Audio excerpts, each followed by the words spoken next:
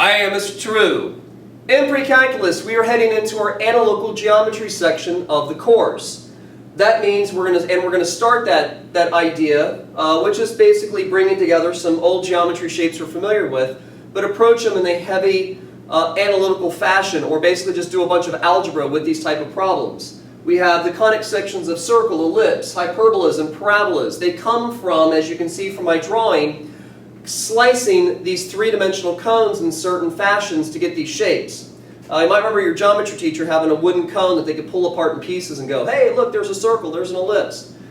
We're going to do mine in chalk. If you cut a three-dimensional cone that's in a fashion that's perpendicular to its axis, you're going to get a circle. If you come through at an oblique angle, a non-right angle, you have an ellipse. If you cut a hyperbola so that the cutting action is parallel to the axis of those cones, you get two hyperbolas.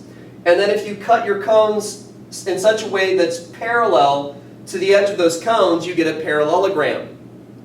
Now these all have uses in engineering, and I'll be talking just briefly at a pre-calculus level some applications of these conic sections as we go through our videos. Now this video is going to be graphing circles and the ellipse. The next video is going to be graphing hyperbolas. Another video after that is going to be given some information about those conic sections, like where the focus points are and how long the major and minor axis is, or the transverse axis. What would be the equation of that? We'll have another video of a couple of application examples of, again, how these conic sections are applied in real life, if you're doing the kind of work that involves involves these shapes. And then finally, your parabolas. So that's our conic sections, our four conic sections. Let's get into the structure of ellipses and circles and do a few examples of graphing. Okay, let's get some algebra into this. Circles and ellipses. Well, an ellipse is drawn by a fixed distance loosely tacked down at 2 points.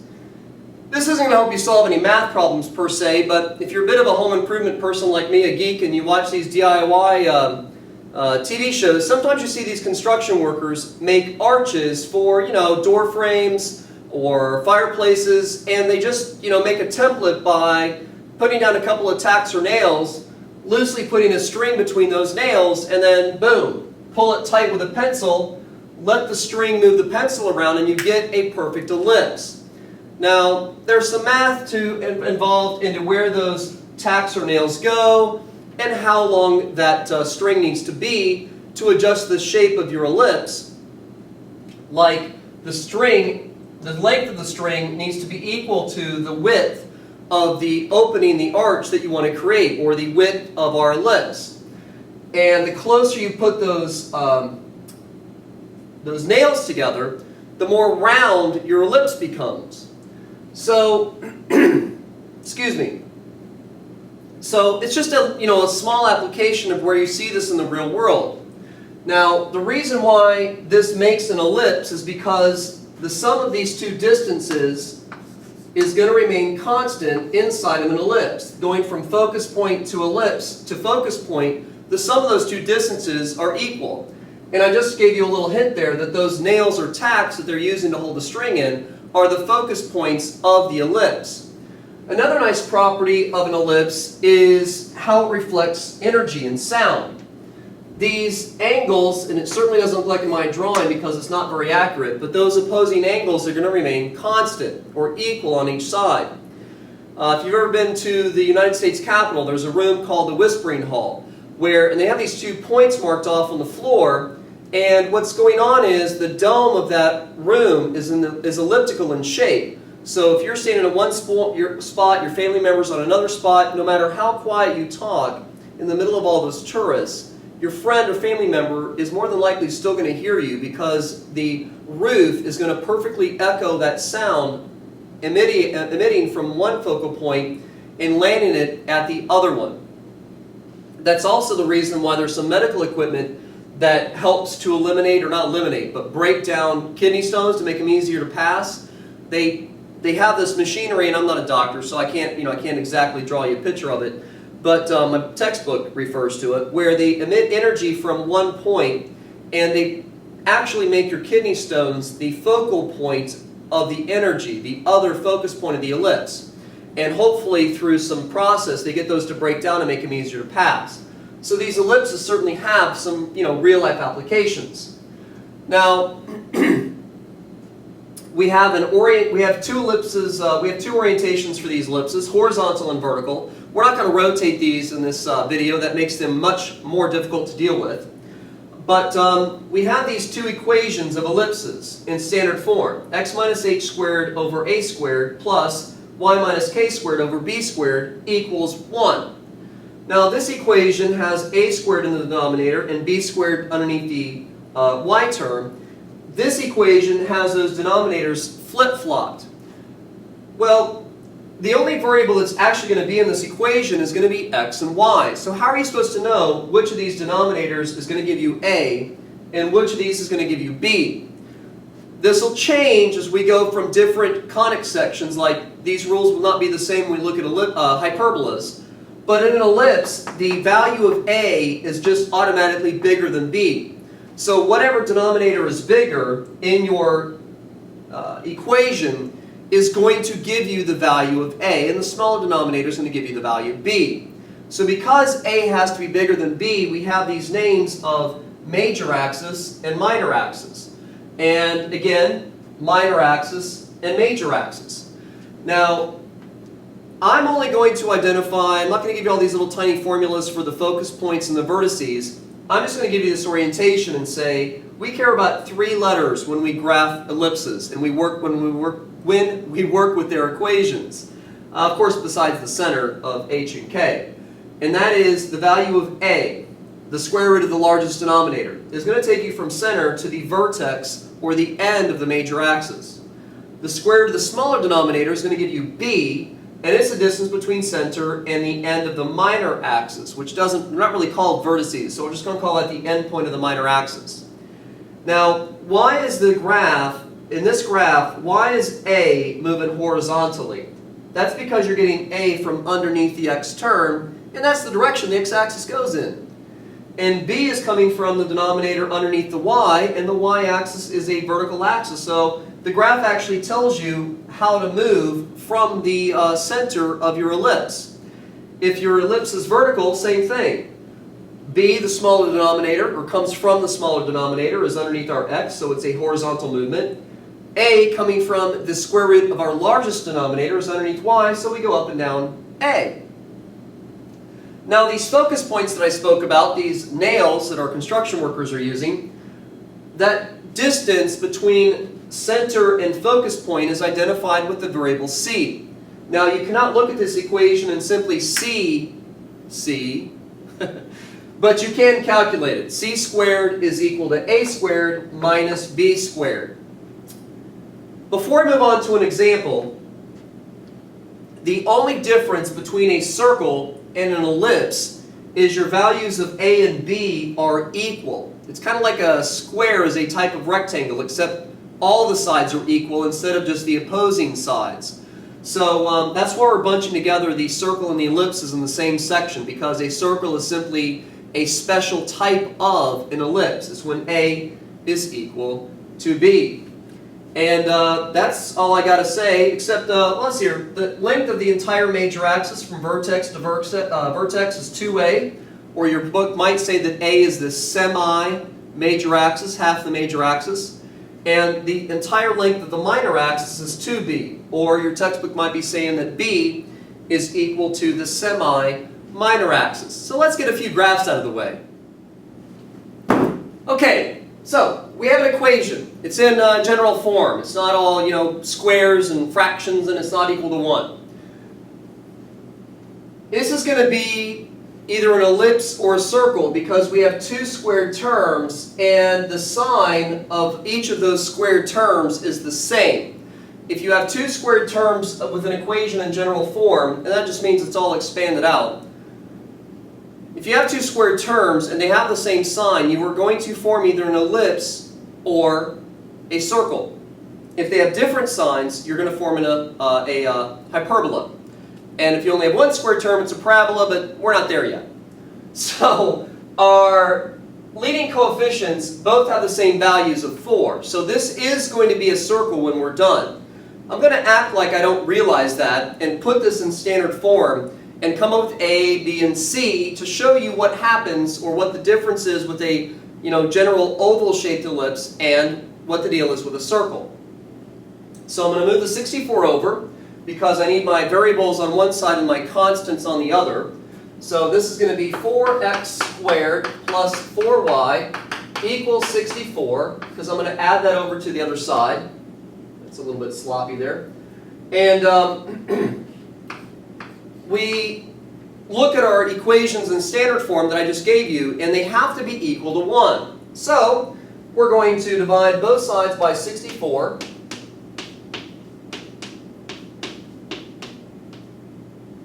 And we're going to get 64 divided by 64 is 1. And now 4 over 64 does reduce to be 1 over 16. But what I'm going to do, just to make sure that you can do this in another problem, if it actually is more difficult than what I'm doing right now, is I'm going to take this fraction of 4 over 64 and flip it down. So we're going to get x squared over 64 divided by 4 plus, and I'm going to do the same thing with this fraction, which is going to be, y squared over 64 over 4. Now, when you do have a fraction over a fraction, let's say 1/2 divided by 4/3, that is 1/2 divided by 4/3, which is going to be 1/2 times 4 over 3. There really is no such thing as dividing by fractions. We multiply by the reciprocal. And that reciprocal, that fraction that we're dividing by, is always going to be the bottom fraction. And I also forgot to flip that, so let me fix it. So, I'm always, whenever I have a fraction over a fraction, I'm always drawing this little pigtail to flip the bottom up. Well, now I'm just trying to take that fraction and flip it down, just trying to validate that that actually is okay.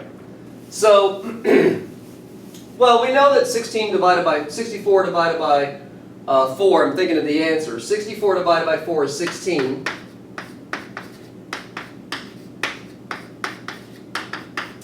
And again, just with the idea that I'm not really thinking that this is a circle, which we really should recognize, we're going to get from this the information that the center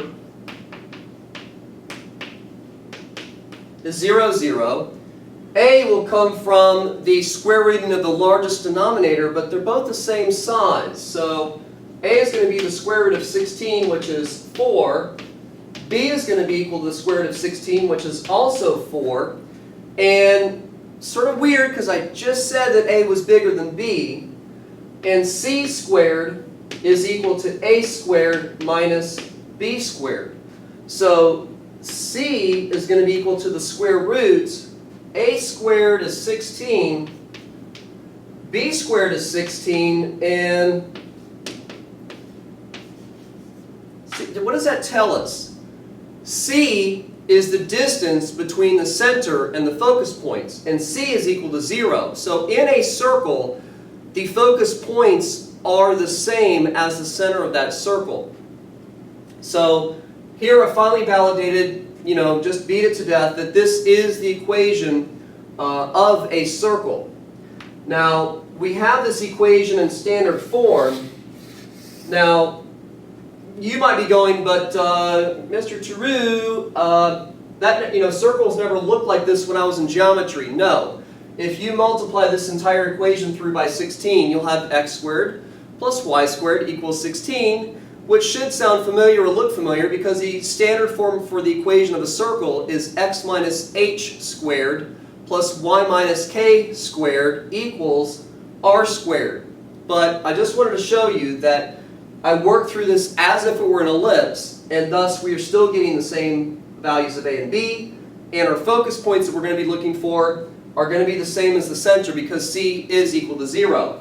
Now our graph has a center at 0, 0.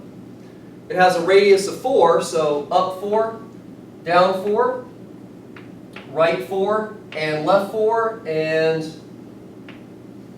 here is the drawing of our first conic section, or the first graph of our first conic section that we've done in pre-calculus. Just simply a circle, radius of 4, center on the origin. Now let's take a look at an example that is already in standard form. It'll be an ellipse. We'll graph it quickly and then do one where we have to go from general form into standard form and then get the graph. So here we have an equation that's almost in standard form. The only problem is my leading coefficients, or my values, I shouldn't have anything in front of the squared binomials except for values of 1. So again, 4 over 9 is the same as 1 divided by 9/4. So I'm going to take this fraction and flip it down.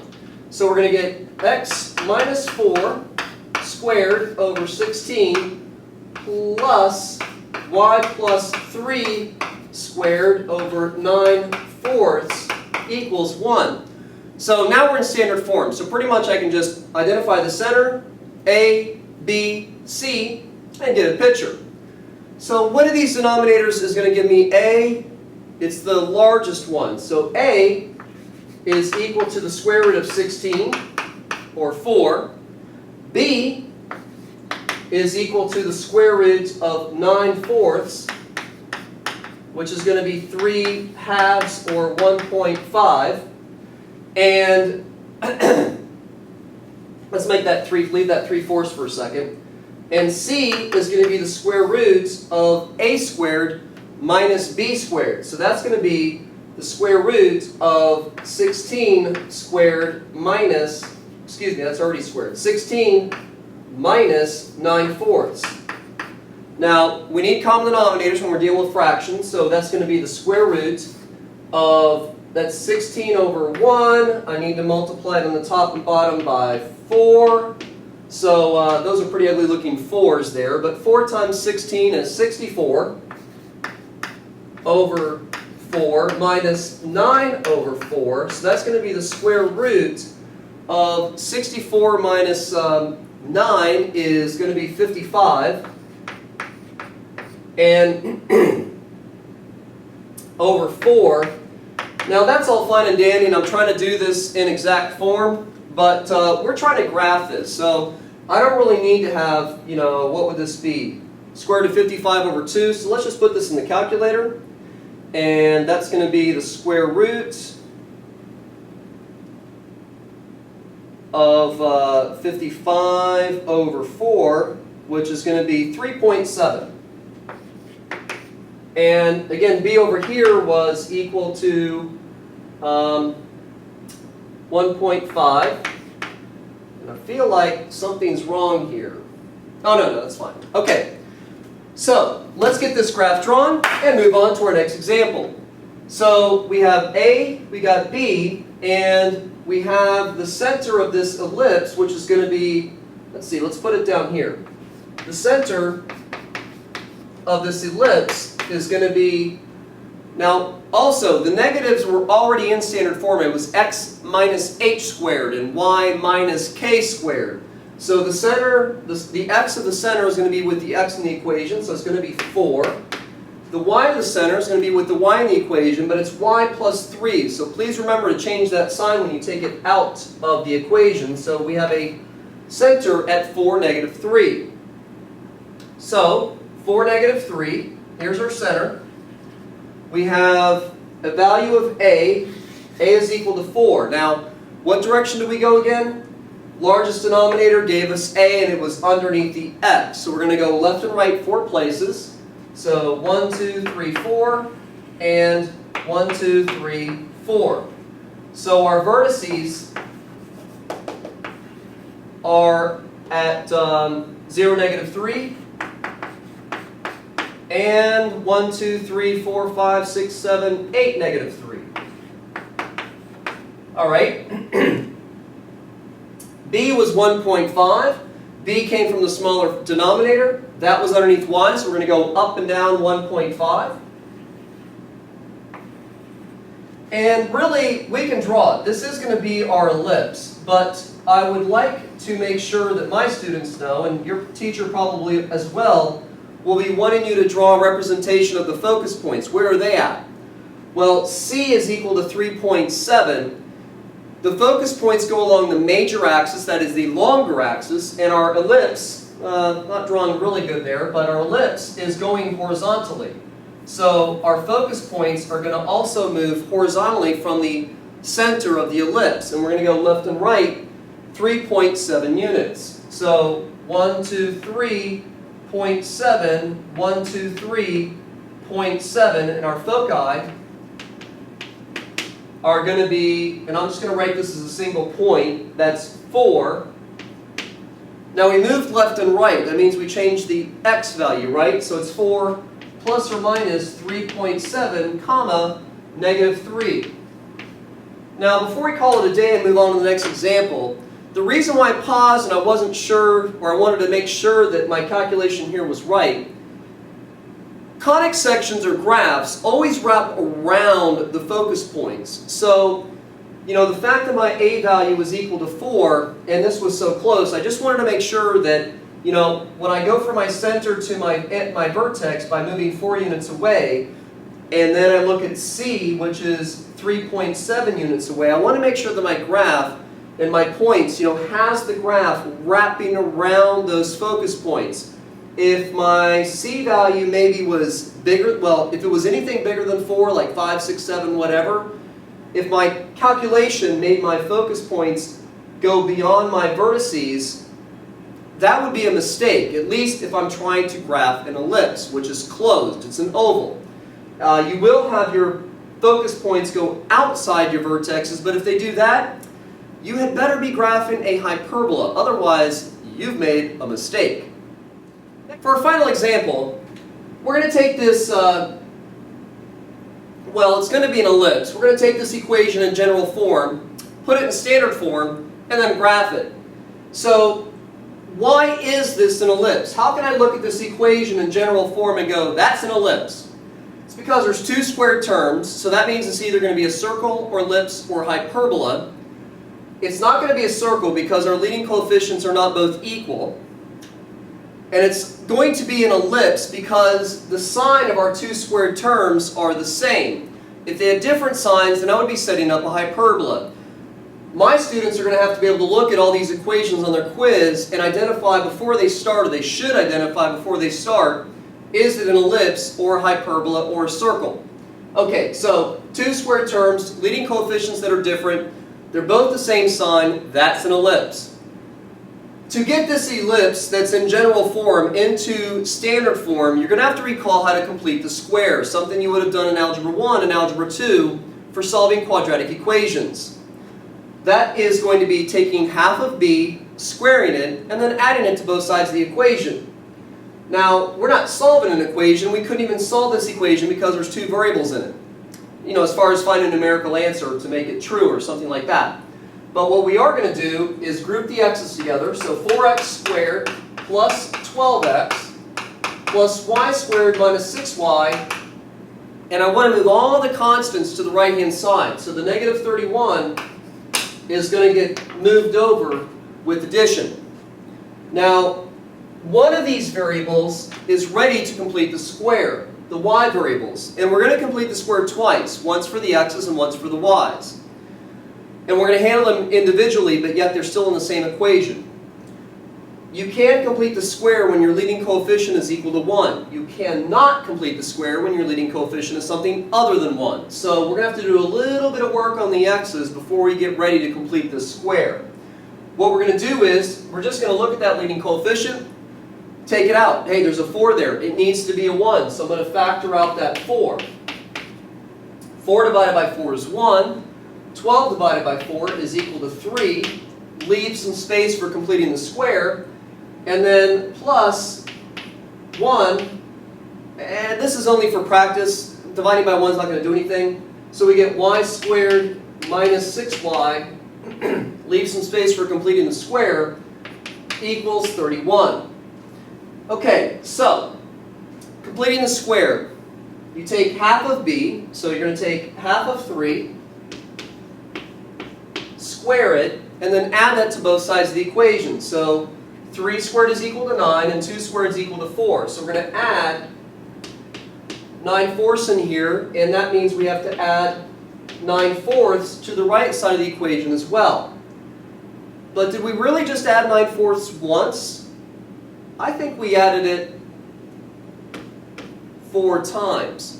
So when you do this process of getting these equations into standard form, almost all of them are going to require you to remember what you factored out before you could complete the square and do that multiple on the right-hand side. So don't forget that. We're going to complete the square again. So -6, half of that is equal to 3. And -3 squared is 9. So we're going to add 9 to the left and add 9 to the right. And again, this is just for practice. We're going to multiply that by 1 because we factored out a 1. Of course, I'm not going to do anything, but just for practice mechanics. And what do you get when you complete the square? You set up a perfect square trinomial. And you can review factoring to see that, this is actually what I'm doing. But I'm just going to show you the shortcut. When you set up a perfect square trinomial, we are going to factor it. And I'm not going to factor, like just give you the equation and say, here, factor it, and you do the 2 parentheses, and you go, okay, factors of A go in the first 2 blanks, and factors of C go in the last 2 blanks, and, fiddle with it. It is a perfect square trinomial. So there's a pattern for factoring it. It's not going to feel like you're factoring, because you're just walking through this pattern. You're going to square root the first term, square root the last term, and keep the middle sign. So this is going to be 4. The square root of x squared is x. Middle sign is positive. Square root of 9/4. Well, the square root of 9 is 3. Square root of 4 is 2, and I just had that number. That is always going to happen. So we have x plus 3/2 squared plus square root of y squared is y. Keep the middle sign, so minus. And then the square root of 9 is equal to 3. And you put a square in that binomial, because if you were to actually factor this, it would be y minus 3 times y minus 3. And of course, we want to see that in that squared binomial form. Equals, well, the 4's are going to cancel out here. So we have 31 and 9 is 40, and 40 and another 9 is 49. Okay? That's getting close to being in standard form, but it's not equal to 1 yet. So we're going to divide both sides by 49 and get, well, I'm going to run out of space. So let me just do this. I'm going to divide everything by 49 and then just erase 49 divided by 49 because that's going to be equal to 1. We're still not quite into standard form because this 4 over 49 is not going to reduce to just be 1 over a number. I'm really trying to emphasize that you need to flip these fractions down, do some questions maybe that are hopefully a little bit more difficult than most of them in your textbook to see how you can handle these somewhat difficult situations. So we're going to take this and flip it down and get x plus 30 over 2 squared over 49 over 4 plus y minus 3 squared over 49 equals 1. Okay, now we're in standard form. Now we can get this graph done and finish this video. A comes from the largest denominator, so A is going to be equal to the square root of 49, or it's 7. B is going to come from square rooting the smaller of the two denominators, so that's going to be 7 over 2. And C is the square root of A squared minus B squared. Now, we are only graphing this, so I'm going to kind of cheat a little bit and just look over here to my side and get the decimal version of C, and that should come out to be 6.1. Does that seem reasonable? Remember, A goes to the vertex, C goes to the focus points, and the focus points and the vertices go on the same axis, whether it's horizontal or vertical. In this case, it's going to be a vertical ellipse.